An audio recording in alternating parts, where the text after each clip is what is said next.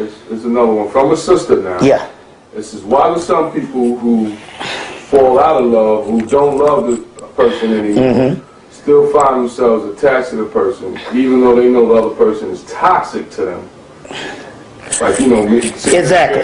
Going to bed with them again, rekindling all those exactly. things. Why does that happen? Well, first of all, they must understand that the person that they are with, when they first initially met that person only acts as a catalyst for you to get to know your own soul. The love is within yourself. Wow. So now, everything down here has certain catalysts, certain images, certain archetypes that will open you up or awaken you for a short period of time so that you can get to know your soul, yourself. That's called enlightenment. Now, if the person does not learn that what has happened to them is their own soul and the love is coming from within, then they will still identify with the person who was only a catalyst from the beginning, but they still think that that person's character, that person's, whether his idiosyncrasies or that particular person has something to do with the love that's inside of them, and they are wrong. So when they come back, it's the love that's inside of them has nothing to do with the person once the person is the initial catalyst.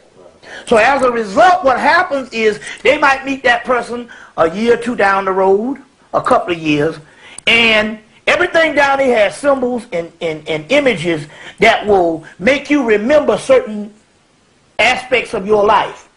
If that person sees this person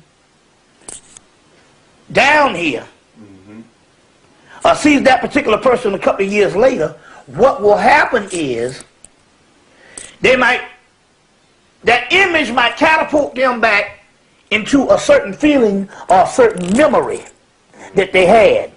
And if that person doesn't understand that that memory is only reminding you of your own heart chakra and the love from within, if they don't understand that, they will think that they're back in love with that person.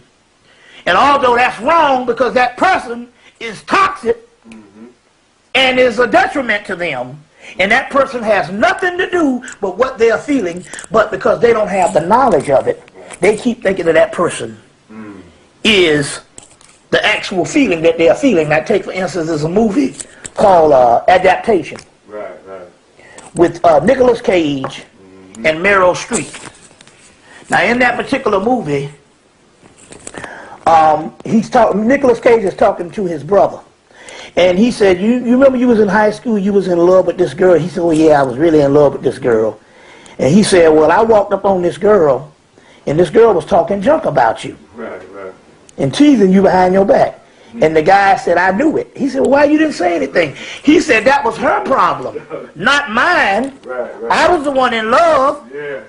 And he understood at that particular time that the love had nothing to do with her actions. Right. It had something to do with him.